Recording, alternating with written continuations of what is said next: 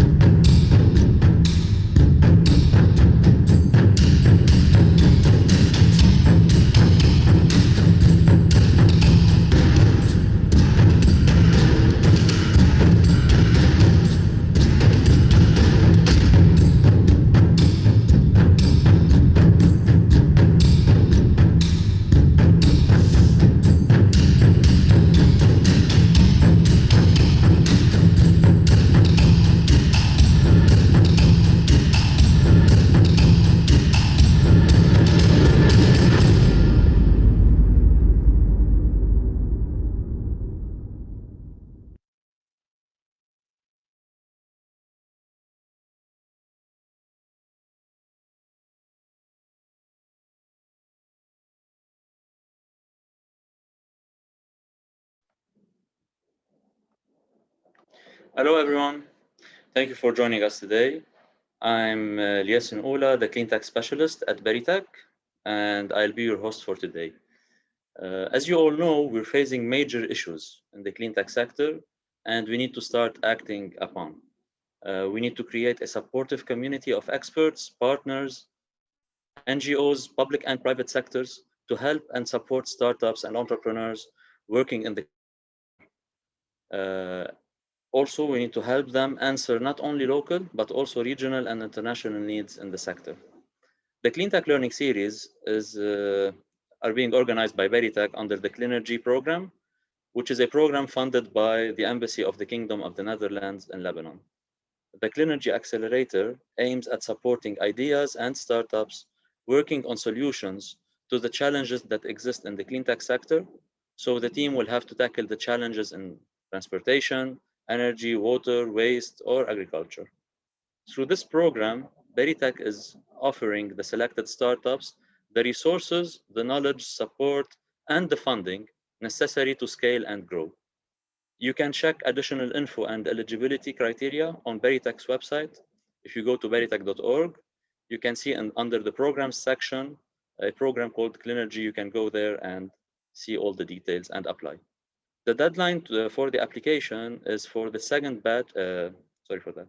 So the deadline to apply for the second batch is basically the end of July, and the program tentative starting date is basically the beginning of September. So if you think you have an innovative solution in the clean tech sector, I urge you to check the website and submit your application. So the Clean Tech Technology Learning Series is basically continuing to host guest speakers and experts discussing the challenges and opportunities in the clean tech sector, specifically in the waste management, water and wastewater management, and energy. We have already done our first webinar on the beginning of June, and we had speakers and experts talking about the energy sector and the challenges and opportunities in the energy sector. And today, this is our second webinar in this series, and we're going to cover topics related to the waste management, solid waste management. I would like to thank our guest speakers in this webinar. We will be hosting today Dr. Dominique Saleme, Dr. Gabi Kassab, and Pierre Baqline. Thank you for joining us today and for your continuous support. I'm sure that we're going to have a very fruitful discussion and interventions. So without any further delay, let's go and start with our first speaker for today, Dr. Dominique Saleme. He'll be talking today about the waste management cycle from policy to implementation and regulation. Dr. Dominique is currently the head of Continuous Learning and Training Department and doctoral programs at the Faculty of Science of St. Joseph University. He was previously the chair of the chemistry and the head of environment program at Arc-en-Ciel, where he established and managed several activities such as the Lebanese network of healthcare waste management. Dr. Dominique is the co-founder of the association, Arc-en-Ciel France. He has an intensive experience in strategy and waste management systems with focus on hazardous waste treatment, aerobic and anaerobic digestion, where he supported through consulting several national and international organizations. He holds a PhD in chemical engineering and environment and a habilitation diploma, research strategies and project management from Toulouse University. He also holds an MBA from Paris Dauphine and Paris Sorbonne University. His main research activities is study composting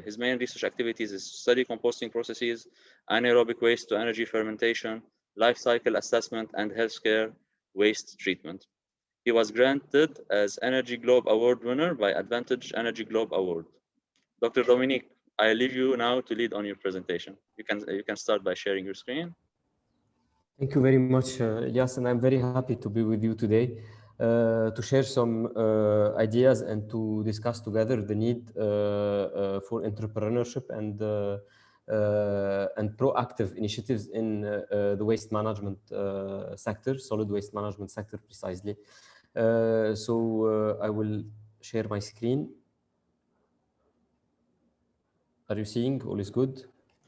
Yes, we can see it. Just one last point before Dr. Dominique starting. If you have any question for Dr. Dominique, please go ahead and post it on the Q&A in this Zoom meeting.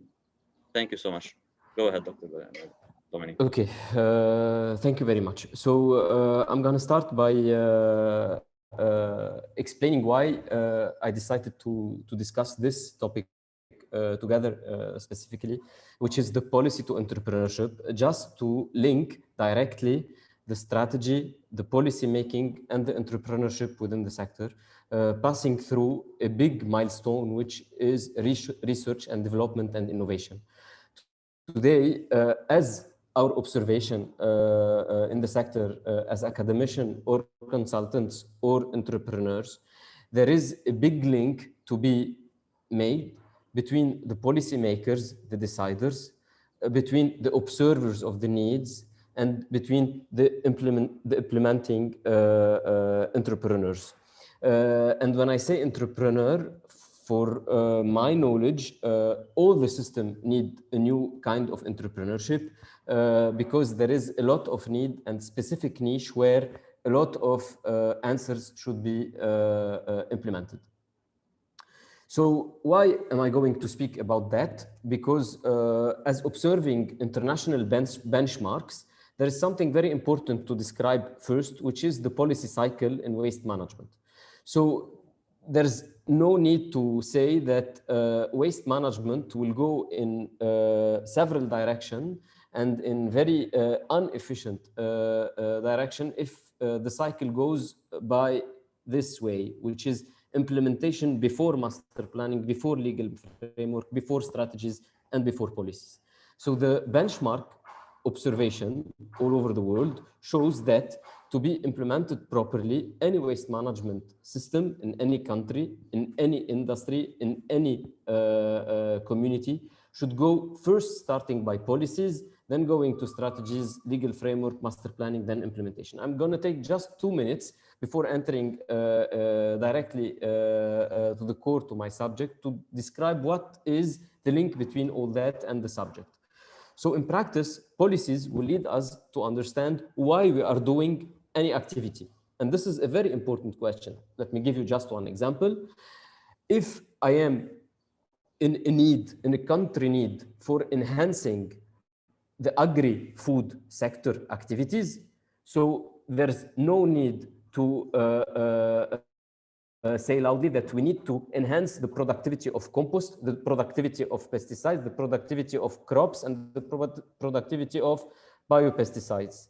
So under that logic and that kind of example, we see that policies in general are interrelated.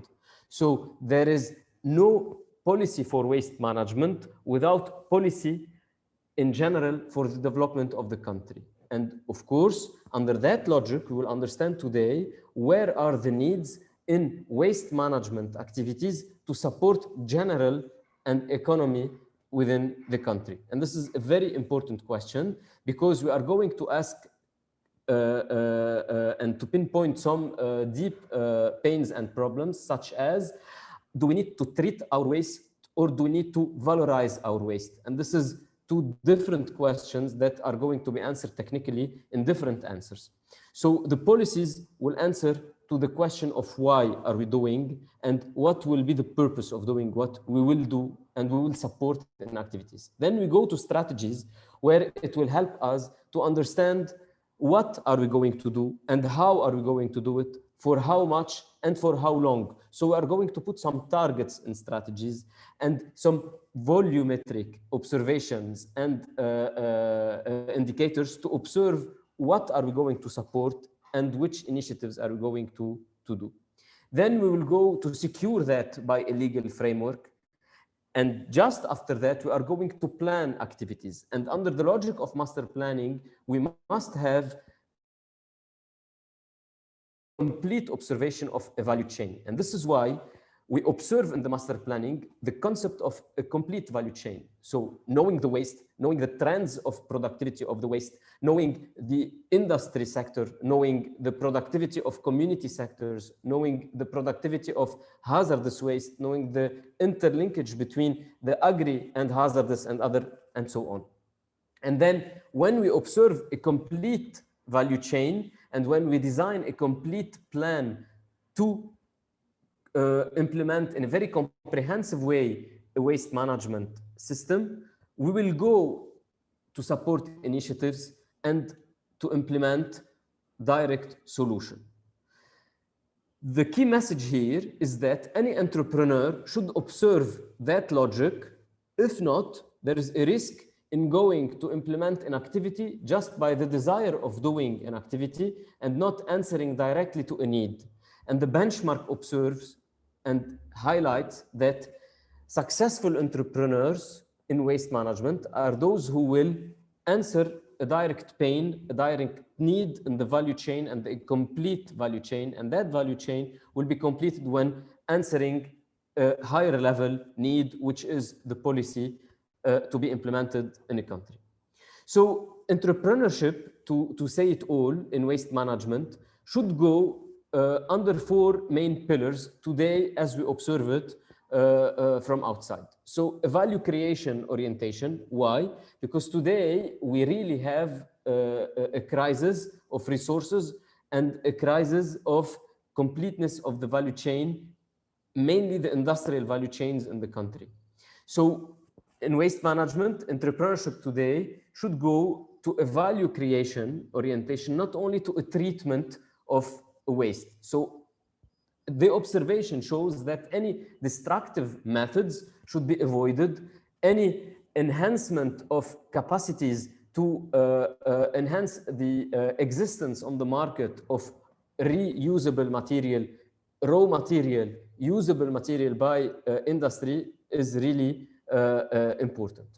The second observation shows that it is of the utmost importance to work on standardization. So entrepreneurship should go in a logic of creating a value. Creating a value must go in the logic of having a replicability of a product, and the reproducibility of a product and a service leading to a product in waste management should be standardized. And this is a very important mindset where in waste management, we should put ourselves in a mindset of an industrial engineering, just to understand that it's very important to have a replication of a service or a product. Then because we are in a very important crisis, not only in Lebanon, worldwide of resources, it's very important to focus on lean and resource efficient processes. So one entrepreneurship in the value chain is not only about finding a solution for a type of waste, but reducing the production of a type of waste. And this is very important for industrials, and this is very important for communities. So avoiding the production of waste is per se a big gain in the industrial value chain and the industrial system, and it will lead to a reduction of the complete quantities of accumulated waste that cannot be nor treated or re-evaluated. And then finally, it's inevitable to focus at the same time on the process, so the technique, but the value chain. Let me just give you one example. If today the focus in the country is to go on producing under the logic of policies to support agriculture massively a big quantities of compost, it is not really interesting to go in technologies that will produce what we call compost-like output, which is of utmost danger for the agriculture. But we should go in a complete way of segregation, a complete way of implementing technologies to go into producing compost, which is produced, as an example, from a very specific kind of organic fermentable waste that will lead to a high level and high grade of compost. This is just one example, and this example can go on all the specific and very detailed strategic niche in a waste management system. All that, why? All that is to create value. So to create a net value higher than the opportunity cost. So today, it will be really sad to know that we have a lot of resources existing in our waste, and that will vanish, simply will vanish, just because we are going not to focus on a creation of a value of it and just to dump it or just to destroy it without recovering any part of higher net value in the waste. So entrepreneurship should really go on the pursuit of opportunity beyond the resource and controlled resources, which is the lack of raw material, because we have now a lot of waste, and that waste really contains a lot of potential raw material or potential product. Same logic goes to enhance the profit against the loss. And the main important thing is to think circular economy. And when we say think circular economy, this is not the time anymore for each entrepreneur to work alone. This is the time where entrepreneurs should work together to complete the value chain and to put it one milestone after one milestone. And this is very important because we will discover that every industry, every startup, every entrepreneurship initiative will be fed by another product of another startup or another industry. And we can go in many examples if we want. So today, to converge on a very direct recommendation, we must innovate under market need perspective. So it's not about having a desire of innovation, having a desire of entrepreneurship. It is about bringing the entrepreneurship as an answer to a pain existing in a value chain. And this will lead to a direct cure to this lack, and it will really confirm quickly and really quicker the initiative in the market. Second recommendation is to seek for partnership with research and development and innovation centers. So what I'm inviting for is to always have interaction with universities and research centers. Why? Because those are working with researchers maybe alone, and entrepreneurs are working maybe alone. Joining both competencies and observing together a need in the market and the complete value chain of waste will enhance the capacity to implement a smart solution that is really needed and really needed in the market. It's very important to keep in mind that today, any initiative that will bring product value and valuable product to the market is a very important mindset. Circular economy, even if we don't have policies and clear policies on a high level and on a governmental level or regional or industrial level, one mitigation way is to think circular economy. And circularity is to take into account a value chain, reducing the production of waste, but considering that any waste is a valuable resource for another process and input. Another invitation is not to think as waste management facilities just for waste treatment, but as an industrial facility that can bring a valuable product and put it on the market, so that we bring something that will be useful for the community and that will be used and paid for, because we are living in a big constraints, which is there is no way to enhance or to make a higher level of tax-paying recovery for any waste management system. So any entrepreneur today should really take into account that in waste management, even we have tax-paying system that will pay for the recovery and the financial recovery of a product, or we have a product per se that will be high value and that someone will pay for to take it. So the true innovation is today in crisis to shift there towards the high value product and to put it on the market. And a last recommendation is not to go bigger, but to go smaller. Going smaller is going in confirmed initiatives, is going on confirmed niche, and going on very easily or more easily straightforward activities and waste management answers to be brought to the systems. So we must always remember that to make a strategic impact, we should always take into consideration in entrepreneurship for waste management that strategic niche is very important. So a kind of product, a kind of type of waste to be treated is or re-evaluated is really easier to be done than taking into account a complete commingled bin of waste. And that the golden triangle techniques with management, with sustainability must go together, that any technique should be engineered under the coherence of the value chain and the process. And the key start for that is knowing the waste in quality and in quantity so that we can scale the solution.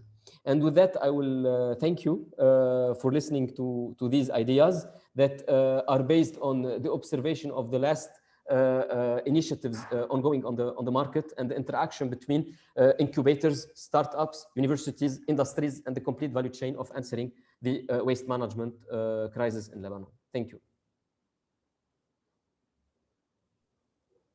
Thank you, Dr. Dominique. It was really a very interesting presentation. I leave it now to the audience. If you have any question, please go ahead and write your question either on the chat or under the Q&A section in the Zoom webinar. We have one question for you, Dr. Salemi, from Abdulrahman. There was a diagram made by the UNDP concerning the circular economy back in 2016. My question would be why after 4 years we still haven't done anything? I cannot answer such question because I'm coming from an entrepreneur. So in that background is the answer maybe in one of the slides that I put that there must be entrepreneurs who take the responsibility of doing something, even if the higher picture and the biggest picture is really dark today for all of us. Even if we are observing very dark days that may come, why nothing happened, this I cannot answer. But my observation is that there was some initiatives that led to some interesting results. Maybe Dr. Kassab and Pierre may expose direct observation of very positive initiatives that happened. But there's still a lot of needs that must be tackled and must be answered within the system. And yes, circular economy is one of the key answers. Maybe I can bring one answer. For circular economy, from my point of view, the key stakeholders to put it in place are the industrials. And the main key players for circular economy is really successful experiences implemented by industrials and by cooperation between many industrials. So my observation in such critical periods is that we must go in some experiences, successful experiences, and then enhance it to be a higher level experience. Thank you, Dr. Dominique. We have another question from Hiba. She's asking about what concrete ways would you recommend to assess current needs in the sector? Thank you, Hiba. This is a very interesting question. So there is two ways that I can recommend. One that I can recommend really to a higher level, which is the government or the international agencies that are working with the government, which is to conduct seriously and once for all a complete baseline for waste management in the country, which is qualities, quantities, and productivity per sector, and to observe what exists as solution and to have a general mapping of existing solutions and needed solution. This is one way of doing it.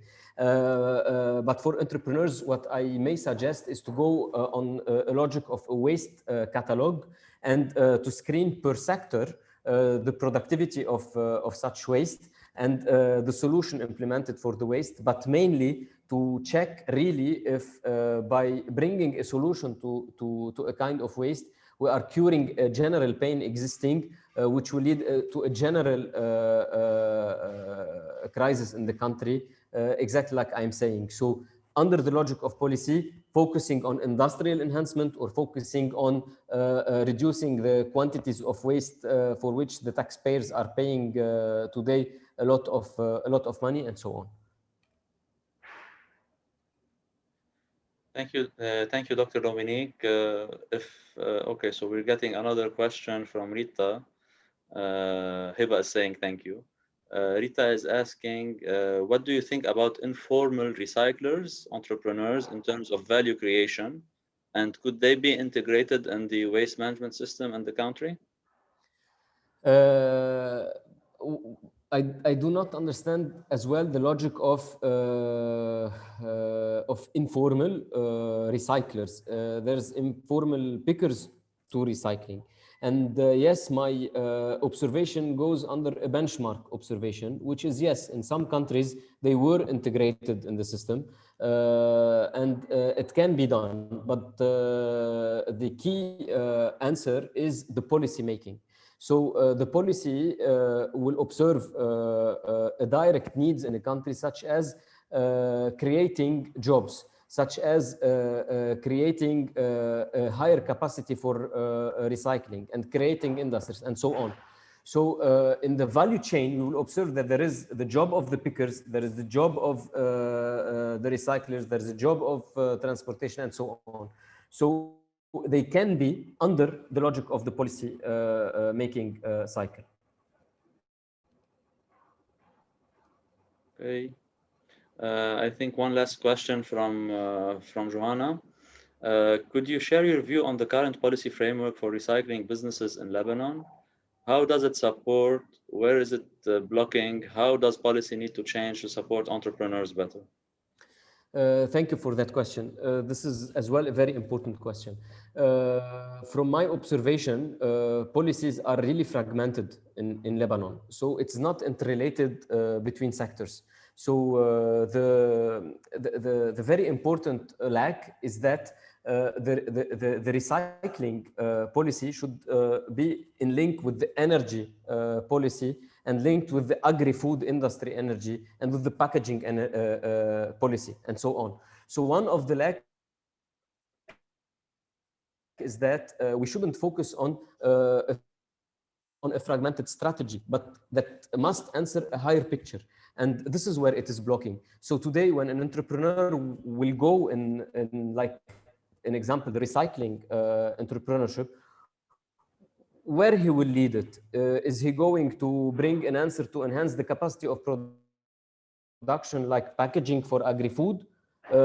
Because the packaging for agri-food is really very expensive today, or should he go in upcycling or going into producing like a pyrolysis system because we have an energy lack as well for industries and so on. So the main problem is here, as I observe it, which is the interlink between all the policies, and this go to an upper level. So yes, my observation is that there is a big lag of interaction between policymakers. Okay, thank you, Dr. Dominique. We still have a couple of questions. I think, guys, you can try to reach out to Dr. Dominique, and I believe he's always he'd be happy to answer your questions. Just because of the limitation of the time, we're not going to be able to answer all the questions. So if you wish, Dr. Dominique, please, you can share my email, and I will be happy to answer to all the questions. Sure. I'll be sharing it on the chat for the attendees to get in connection with you. Thank you again, Dr. Dominique. It was really a very interesting intervention, and thank you always for your support for the different programs that we have at Beritech, and looking forward for our next collaboration. Thank you. With that, we're going to move now to our second speaker for today, Dr. Gabi Kassab. Dr. Gabi will be talking about the e-waste, which is the fastest growing waste stream worldwide and a major contributor to the circular economy. Dr. Gabi is an industrial engineer by formation with a master's degree in econometrics and a PhD in strategic planning from Columbia University. His extensive technology-related experience spanned over many years in CEO and EMEA regional director positions with large high-tech corporations such as Data General, Nokia, Coactive for smart technologies. So his extensive technology experience has provided him with a deep understanding of the many challenges of electronics and other toxic waste and their proper end-of-life ecological disposal. He's the founder and the president of EcoServe for Environmental Sustainability, which is an NGO focusing on sustainable electronic waste treatment. This NGO is currently among those leading the climate for change in Lebanon by offering services toward green CSR through e-waste solution and social awareness. Dr. Gabi, thank you for joining us today. It's a pleasure to have you with us, and I'll leave the floor for you. You can start sharing your screen. Thank you. First of all, I'd like to thank you as well. And I would like to thank Dr. Salemi because he he helped shed the light on quite a few problematic issues that I'm going to be talking about right now. And we definitely need some common policies to be able to go forward in this type of economy, especially when we are dealing with circular economy. I'm going to be sharing my my screen right now.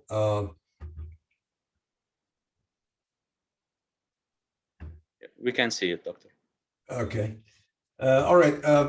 First of all, just let me give you a very brief look. What when I first decided to found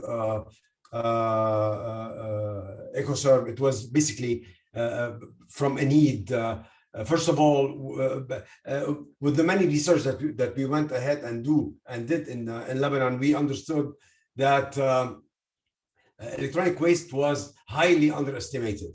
It was highly underestimated because it's a toxic waste. It was not handled as such. It is highly estimated because it impacts directly the environmental ecosystem that we have. And we were talking about a compost. We were talking about poisonous compost. When you have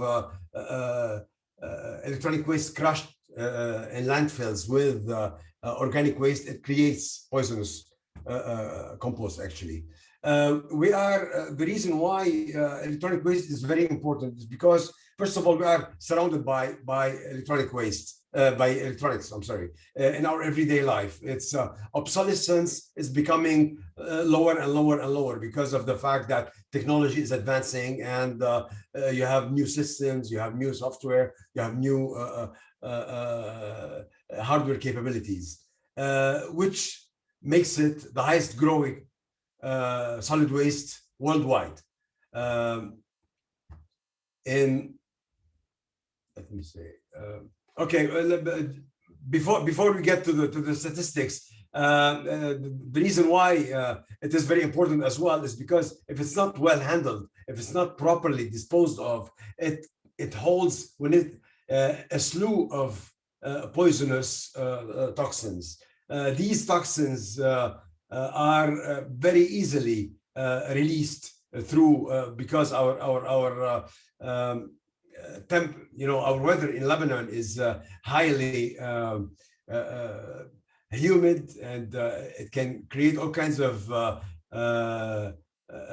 impact on the elements within the electronic waste, which gives it all types of makes it discharge all types of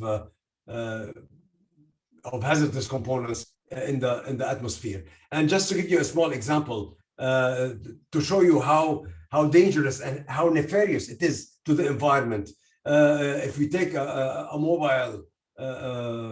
simple mobile phone that we are using on a daily basis, in every single layer of the mobile phone you have a hazardous component that is being used. So this, when it goes to the dump, when it is crushed without being properly managed, it becomes highly dangerous. The same for the desktop, which carries north of 3 kilos of lead and mercury and cadmium, which are poisonous material. E-waste is the fastest growing waste stream in the world. Why? Because of the usage and because of the increased obsolescence, which makes it very voluminous, and it surpasses plastic, whether you like it, whether you believe it or not. It surpasses all other types of waste, and we're talking about a waste that is toxic, that has within it toxic material. In 2018, there was 50 million tons of electronic waste worldwide. Unfortunately, and we will get to that at a later stage, 20% of it is only dealt with properly. The major part goes to landfills, as well as, and this is the most dangerous part, to scrappers, who basically, due to lack of understanding and lack of capabilities of being able to subtract the right material, or at least to handle the poisonous material, the toxic material, ends up dumping it all over the place. If we talk about the worldwide impact, if we take, for example, a normal landfill, and we are talking about controlled landfills here, we're not talking about unofficial landfills. In a controlled landfill worldwide, the statistics is 3% of this landfill is composed of electronic waste. 3% of the landfill is actually electronic waste. This 3% contributes to 70% of toxic material in those landfills. So you can imagine the high impact that you have from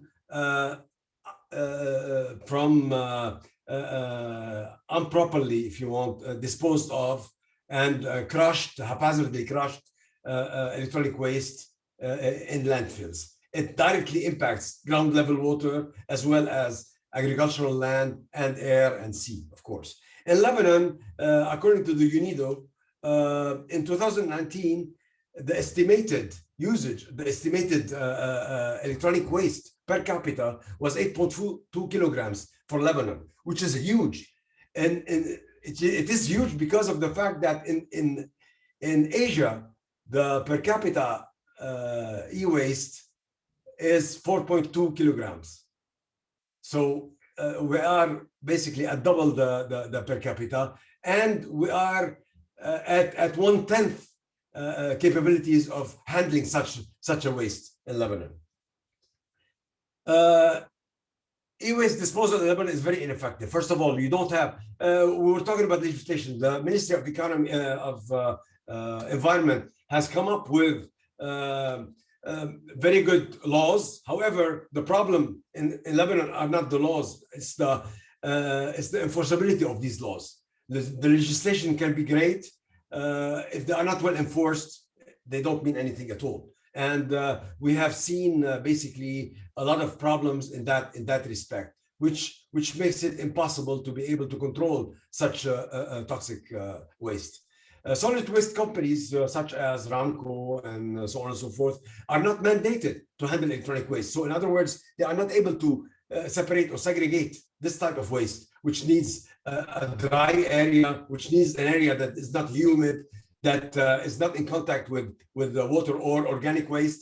You know, when they are in contact with organic waste, all the materials in electronic waste can start disintegrating. I mean, you know, you have the vinegars, you have citric acid, and so on and so forth, which hasten the disintegration of electronic waste and makes them and renders them poisonous within the bin itself, actually, even at home, if people are not aware enough. This is why we work a lot on awareness. We will come to that later on. We have the cherry picking from the scrappers. As you know now, the scrappers, they buy all types of equipment, they crush them, and they take out you know, some metals that they believe they can make money out of. But the rest, because they don't have the capabilities of being able to subtract any type of toxic waste or toxic material from electronic waste, they end up dumping them, usually not even in official landfills, usually in you know, in some kind of a valley or unofficial dump sites. And the worst part would be when they somehow want to get rid of these by burning them and creating an environmental catastrophe. We have a lack of focused awareness on this type of waste. Unfortunately, when we talk about solid waste, especially in Lebanon, ever since I got here, ever since I founded EcoServe 4 years ago, every time people talk about solid waste, they talk about plastic, cardboard, paper. Electronic waste has been really thrown back. And this is very, very dangerous. Why? Because by lack of making people aware, this type of waste can become extremely dangerous. Why is that? I mean, when we talk about plastics can be nefarious, can be very, very dangerous. However, it's the volume of plastic that is dangerous. In other words, if you have a bottle of plastic in in agricultural land, it can last for 400 years. When you have one board, electronic board, in this same agricultural land, it comes and starts seeping all types of toxins within a matter of hours into the land. You know, lead, mercury, cadmium, all types of bromides and the likes, which can impact ground level water immediately, you know, in a matter of days. And this is why it is very dangerous to treat or at least relegate electronic waste to basically other waste. It is not the case, especially it's a highly grow. It's a waste in high growth, and we have to be able to pay much more attention to it.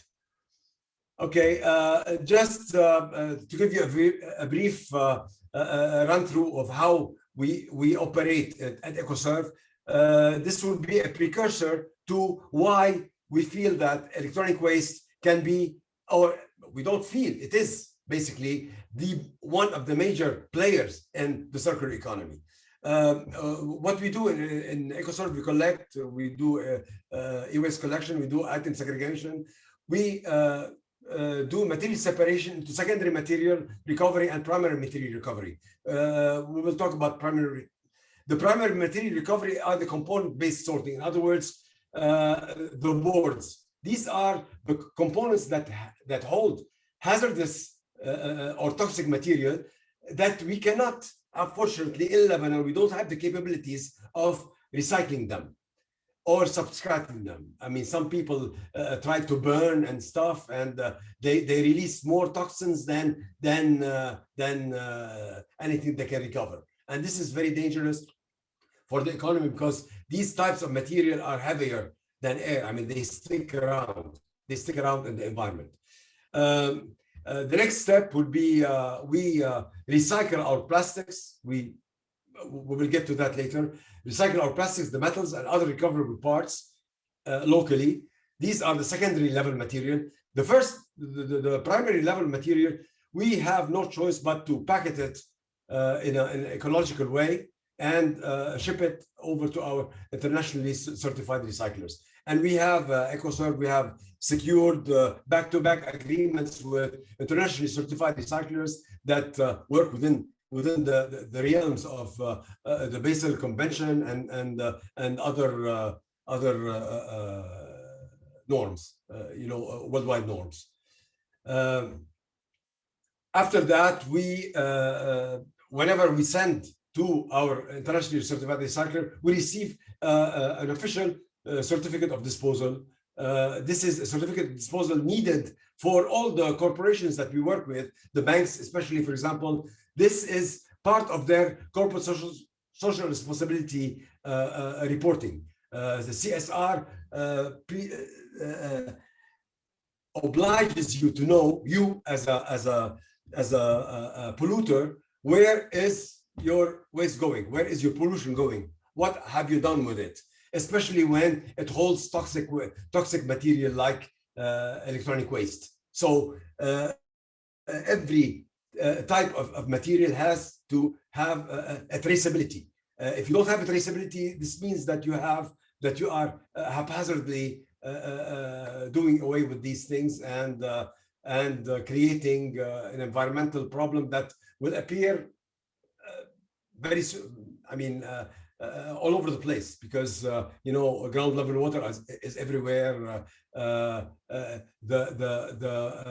dissipation into the air also can travel very fast, in a very short time.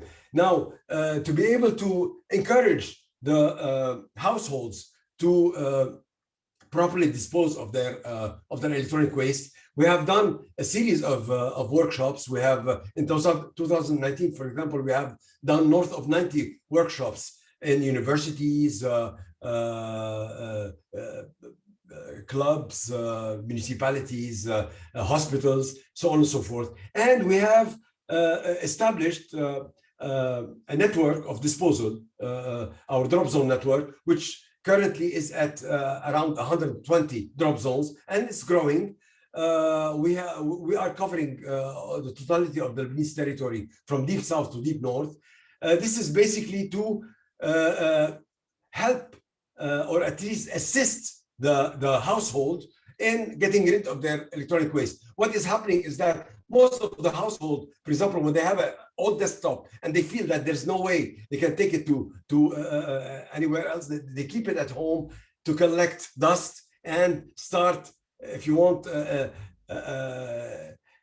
exhuming some kind of, all the gases that are nefarious to human health.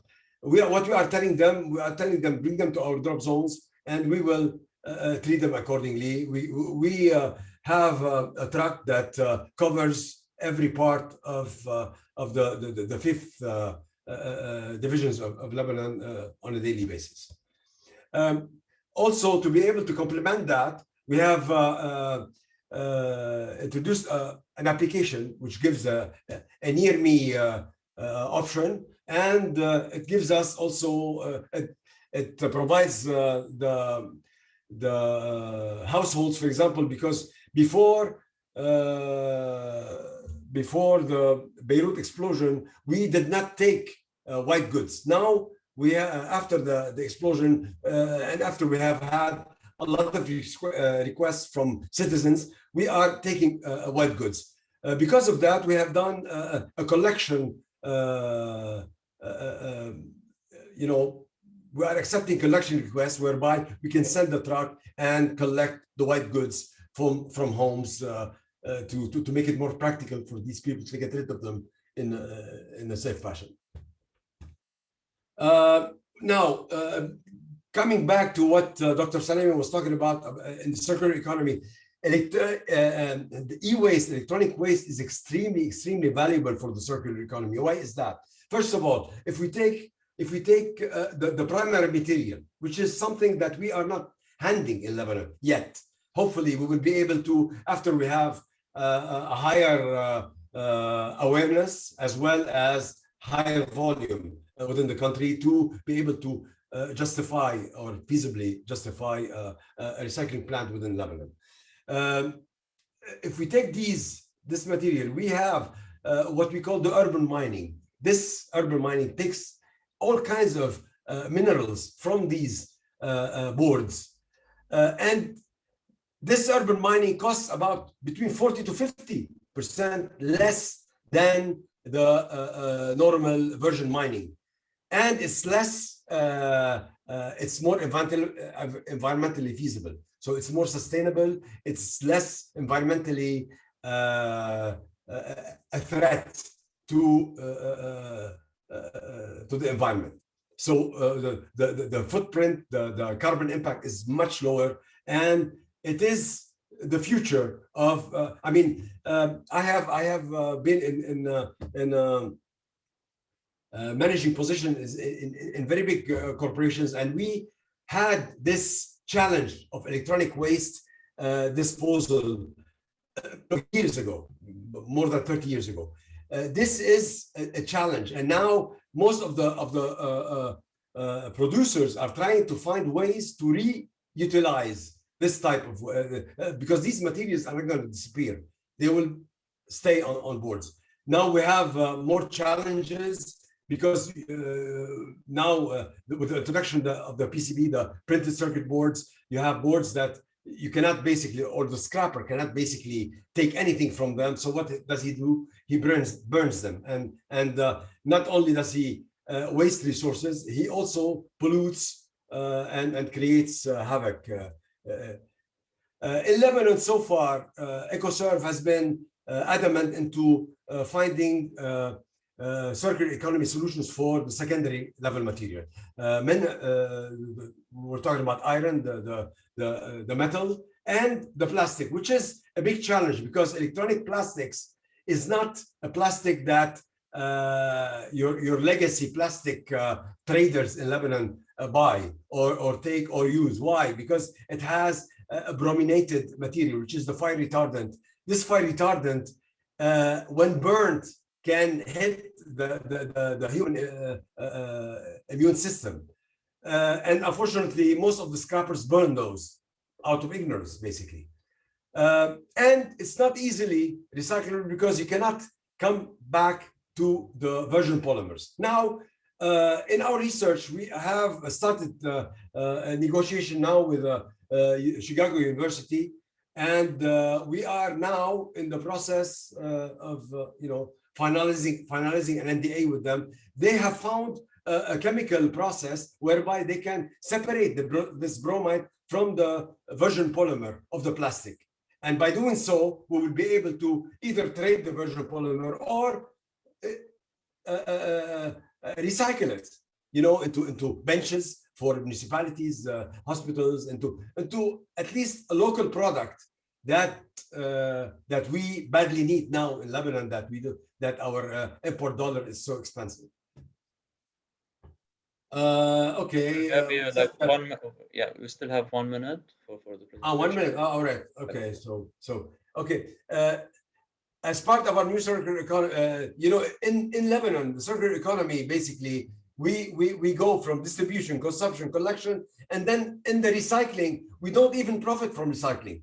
We go into the recycling of the residual waste, which is a big waste of energy and resources. And in a country like Lebanon, we should be more creative into finding solutions for this residual waste. And this is what we have started doing. We have, for example, worked on the 3 main types of plastics that comes out of electronic waste. We have conducted a competition at LEU School of Engineering, of which 3 main groups won. And we are working with them now to develop the products that they have been dreaming of. And we are helping them through our connections, our research, our connections with investors to try to get their project, to see the light. Because for us, we truly believe in partnerships. We believe that it is a group effort. It is not individual effort. On the contrary, we are willing to work with all kinds of. That's the main reason why we have been doing all types of workshops with many. In many different sectors, from the corporate sector to municipalities, to Scout du Liban, to even primary schools. And also to encourage the young upcyclers. We have in our premises in Sarba, at EcoSurge, we have availed a space for upcyclers. Anybody who has an idea, he can come and present it. He can do it in terms of as type of workshop, or he can come and exhibit. And we invite our contacts, we have an extensive database that we invite for him to give him the opportunity to show what he is trying to do and how he is transforming the waste that in Lebanon we have a feeling it's dirty into something that's creative and something that can be useful for society, and also create some green jobs. This is basically our main aim as well. I don't want to. Anyway, I can speak for hours, but I'm going to leave it at that. I will wait for the questions, and we will take it from there. Anybody, if you need any more clarifications on some of the things, I just wanted to go very fast on what we are doing. But if anybody needs any introductions to some of the projects that we are working on, some of the things that we are doing, events, we have the ambassadorship program whereby we are inviting people to join us in that. You can see this on our website, and the volunteership program that is quite dynamic right now. I mean, we have quite a few now working with us to basically to try to find creative ways to integrate all these materials into some type of circular economy product that we can give to the market. Thank you, Dr. Gabi. It was really a very fruitful presentation, and I'm sure that all the audience is basically interested and eager to learn more about this topic. As you said, it's sometimes the e-waste gets missed So it's very important to highlight it and have some discussions on how to treat it and to handle it. We're gonna open the floor now for the questions. So please, if you have any question, please go ahead and post it either on the chat or on the Q&A of this webinar. We have a kind of an intervention from Abdul Rahman. So he's saying that Dr. Kassab, earlier I asked why we didn't take action since the UNDP acknowledged the circular economy, and in your presentation you mentioned the absence of legislation enforceability. Just to be clear, it's 100% political matter, and we as the people should spread awareness in the waste management. Thank you, Abdul Rahman, for this intervention. I'm not sure if Dr. Gabi, if you have anything to No, say. I can answer it. I mean, it's very simple. I'm not. Yeah. Listen, we're not talking politics here. On the contrary, my party is the environmental state of Lebanon. I have no problem. I mean, we have not. What I said here was not to criticize. On the contrary, is to shed the light on a reality that is making havoc in the country. I mean, when according to the UNDP, he is mentioning the UNDP, but in the UNIDO report, if he reads it, 80% of electronic waste is handled by scrappers who have no knowledge whatsoever about what's going on, who have no link with the Ministry of Environment. So when we are talking about lack of enforceability, of course, because these scrappers, they either have to be brought in to the realm of the official, let them be subject to the rules and regulations that we are subject to, or let them be fined and pursued or whatever. So when I said lack of enforceability, this is what I meant, and it has nothing to do with politics or anything else at all. Thank you, Dr. Kassab. We have some questions from Rita. I'm going to go with the second one because it's related to what you were talking about. So Rita is saying that you have mentioned scrappers' informal ways of dealing with e-waste. Have you thought about dealing with them to take the e-waste and get rid of them safely? If not, why? See, the problem is dealing with scrappers is not most of the time the scrappers, they don't have the knowledge how to really collect the electronic waste. Like I said, electronic waste have to be collected. It has to be dry. It cannot be collected with organic waste. It cannot be collected with all types of oils or liquids. A scrapper, by definition, he basically takes the whole lot and tries to separate them haphazardly. Unfortunately, he does not have the know-how to separate them in the right fashion to give us the opportunity for us to go and collect them. Now, this being said, you have organizations like the one Pierre is running, who are very much aware, who have the experience, who have the knowledge, who know exactly what to do with every part. But this is not everybody. And when I talk about scrappers, I'm talking about these guys who go and, for example, jump into the bins of Ramco and pick up all kinds of stuff. These electronic waste, when it's mixed with organic waste and any other type of oils and liquids, it becomes obsolete, becomes poisonous. You cannot handle it. You cannot basically work with it because it starts basically putting out all kinds of gases, and I'm not in Lebanon yet prepared to work with such type of material. Okay, and another question from Rita as well. So, does the international recycling plants give you back any rewards, maybe cost revenues, to compensate your effort and costs? Of course, of course. The international recycler, what he does, we send the boards and we get basically a return on what type of material these boards are. Now, it's a very big risk because you have no knowledge. about how much percentage is valuable material or non-valuable material for them.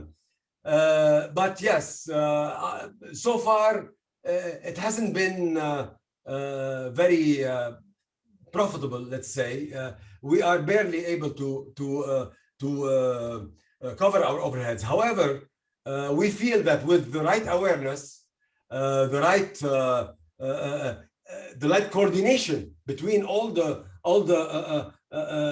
companies that are green, that are adamant into looking for green solutions, such as Lebanon Waste Management, others.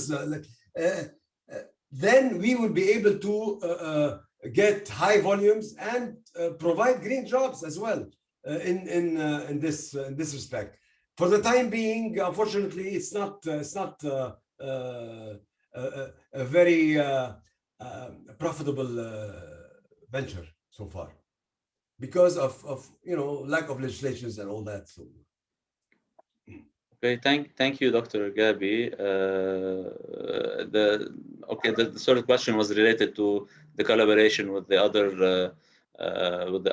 other like dealers and networking with them and collaborate. And I think you have answered that in your last answer. So before thanking you, Dr. Gabi, the attendees are asking if we can share with them your contact details, your email. Absolutely. For them to contact you. So I'm gonna share your email on the chat, and you will be able to coordinate with Dr. Gabi via email and maybe take the discussions further. I would like also to make an open invitation. Anybody who would like to come and see how we are disassembling material separation and all that, they are welcome to come and see what we are doing. This way, it's part also of the awareness for them to understand why is it necessary to handle it in a very particular fashion, such type of waste. Thank you so much, Dr. Gabi, for really this very useful and fruitful intervention.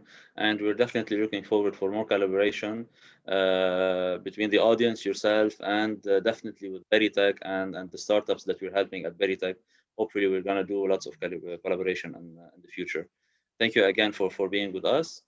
Now, last but not least, I'm going to join quickly to our third speaker for today. Pierre Ba'line. I'm gonna just introduce Pierre. Maybe some of you already know him as well. So Pierre has started the Lebanon Waste Management Company as an initiative to sort the waste directly from the source. The Lebanon Waste Management family grew from 1 person to currently 14 motivated team members, and they are providing many services like sorting from the source program, treating polystyrene, and the Eco Wedding package, and the Zero Waste event. I'm going to thank you again, Pierre, for joining us, and I leave you now to lead on your presentation. Hello, everyone. Thank you, Elias, for presenting me. I am the founder. You're able to see your screen now, yeah. You can go. Okay. As you said, I am the founder of Lebanon Waste Management. It's a recycling facility that provides services for citizens all around Matan area, especially to recycle their solid waste, dry solid waste. We provide services, pick-up services to collect the recyclables from schools, universities, municipalities, any kind of source. When we say sorting from the source, it means there is a source of waste, there is someone who's consuming this waste, and we are there to collect these recyclables. We are developing a mobile app, and it's a friendly user app that will allow people to request the pickup and simply one click, and we will be there at their doorstep to collect their recyclables. In this way, we will encourage more people to start recycling. We will increase the quantity of recyclables that will come to our facilities. which will help our environment.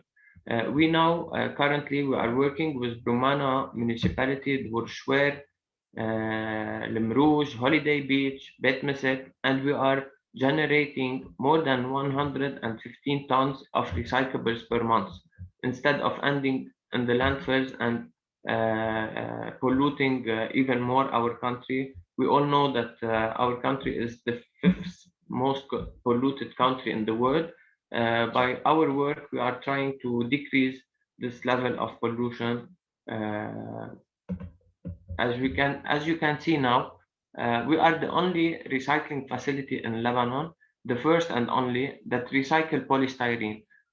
Most of the recycling facilities used to think that polystyrene is not recyclable, but it is a type of plastic. It is number 6. Whenever you read on a bottle of plastic or any kind of plastic, these numbers 1, 2, 3, 4, 5, 6, and 7. PS or EPS, it stands for polystyrene. As you can see, we have built a machine here in Lebanon to empower the manufacturers, the Lebanese manufacturers, and we are providing these recyclables, these polystyrenes to Lebanese manufacturers to reproduce them and start implementing them in the buildings for the isolation. I don't know if you know, you have seen the blue isolation that we use it when we build the 2 walls. We put it in between. This is help to decrease the heat and the cold inside of the house. We also have a crusher machine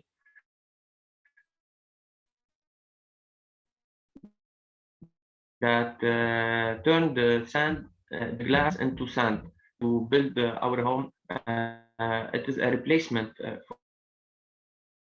for the traditional sand. The silica sand,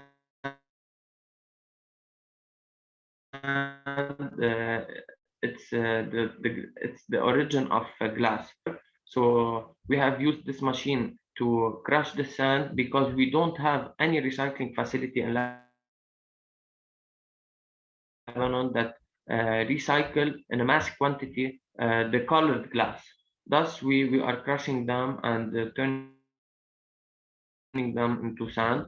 Even we took this machine to the Beirut blast when it happened, and we crushed the glass because of the explosion.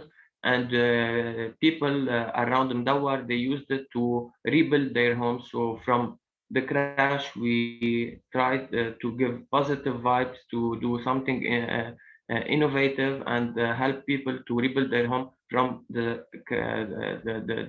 crushed glass in the field. We have an eco wedding package. It's a package that no one ever did it before. It could be you can book it as a venue owner, or you can order it if you have a wedding, your personal wedding, or an event planner. This eco wedding package include a waiter that his role is to collect the recyclables from the tables and pack it with the other team that they are the sorters that will be their role to sort all the recyclables that is generated from this wedding. You know, when you will have a wedding, you will see this waiter, and later on when you will have kids, and you will tell your kids that yes, we care for your health, yes, we care for our environment. And this why here Lebanon Waste Management has this package, and we hired them to help us recycle our waste instead of throwing it in the garbage. So we are responsible because of the lack of policies and regulations, as Dr. Dominique said. We have created this package to encourage more people to start recycling. Even this same package could be to any kind of event. We call it zero waste event. You can call us to any concert, to any ceremony, any kind of engagement or any kind of event to have the same service. And we do all the transportation. We bring up our teams with their bags, their mask, all the equipment needed to pick up the recyclables and then send it back to our recycling facility and treat them in the most efficient way. Uh, as Dr. Dominique said, circular economy is the main topic that we are talking about here. Why is that? Because when we recycle these materials, plastic or cardboard or glass or metals, it's kind of we are creating job opportunities for Lebanese citizens. So in USA there is 400 million people around living in the US, and there is around 700,000 a job to that work in the waste sector. So if we do the same calculation here in Lebanon, we are around 4 million plus 2 million of foreign people who is living in our country, residential or not. So if we do the calculation, we can create up to 10,000 job opportunity in Lebanon. And these recyclables that we are talking about, it is like a raw materials to provide it to the manufacturers, to the Lebanese manufacturers. And now we all know that we have a crisis, the economic crisis and the low power of purchasing of all of the manufacturers and even the citizens. Thus, providing our recyclables to the manufacturers will help the manufacturers to stop exporting the US dollars outside of Lebanon and start buying our recyclables, and it will start generating a circular economy by when we fix our pickups, when we pay the rents, when we pay the salaries, and all the expenses that we have to do so to cover our expenses. And all of this circular economy, it will boost our economy absolutely. In addition, and the most important cause that we started up this company is to save our environment. So we encourage all the people to start recycling and start calling us, or not even, there is not only Lebanon Waste Management who provide the services, there is a lot of facilities, a lot of NGOs who's trying to help and solve this problem. We encourage you to contact them or contact us and start recycling to help our environment. We also have an initiative. It is new. We didn't launch it yet. We're in collaboration with Beritech and GI Med. It's we all the recycling facility generates unrecyclable plastic. Because of the lack of awareness of the clients and the customers that that recycle with us. So we said, instead of sending this unrecyclable plastic and colored glass that is not recyclable, that I already told you about the machine, the sand glass machine. So instead of throwing all these waste in the garbage and the landfills, why not to create a product from them? And these tiles, sidewalk bricks, is made of unrecyclable waste that will be 100% Lebanese product. We are willing to ship it outside of Lebanon and sell it outside of Lebanon and in Lebanon with a lower price than the traditional tiles and brick, which will be an added value to our company and to our environment, and preventing more emissions caused of these plastics in the landfills. We also do some cleanup events and upcycling expos. This one specifically, we have challenged people to do a 5-minute cleanup beside their home, beside where they work, any place, and they started to send us their pictures before and after, how it happened and how did they clean, and they will send us the recyclables to our facility. It was covered by MTV and LBC. We thank them to raise this awareness and encourage more people to start recycling. Thank you for listening, and I hope that in collaboration with each other in raising the awareness and trying to be pioneer, not, to do what is necessary. It's our responsibility. Abdurrahman said that there is a lack of policy, there is no government behind the recycling. I do agree. This is why we created Lebanon Waste Management. This is why we are willing to do the change by ourselves and by giving the opportunity to all Lebanese citizens or residents to start helping and improving our environment situation. Thank you, Pierre, for presenting Lebanon Waste Management for us. I believe you're doing great initiatives and you're making a big impact on the waste sector in Lebanon, and hopefully with you and all the other initiatives that are currently present in Lebanon, we're gonna at least help in solving part of the problem that the waste sector in Lebanon is facing. I'll open it now for the audience. If anyone has a question for Pierre, we still have like around 5 minutes for that. So the first question from Rana. Can you tell us, Pierre, a bit more about the tiles? Uh, what do you need to know more about it? It's made of unrecyclable plastic and the colored glass that we cannot recycle in Lebanon. We will do a pilot project in Zibdin municipality soon, and hoping that we will start like within 1 month and a half or 2 months our mass production and start selling it in the market. Okay, so yeah, Rana was basically asking if they can buy it. So Okay. it will be available Soon, hopefully soon. Yeah. Okay. And I want to thank Beritech because they are helping us to create this product and from A to Z. We did everything related to this project with Beritech in collaboration with Beritech and GI Med program. Yes. Any other question for Pierre? Maybe Pierre, if you can share with if you may, if you allow me to share your email address with the audience as well, so maybe they can reach out to you for more collaborative discussion. Absolutely. We have now a question from Kira.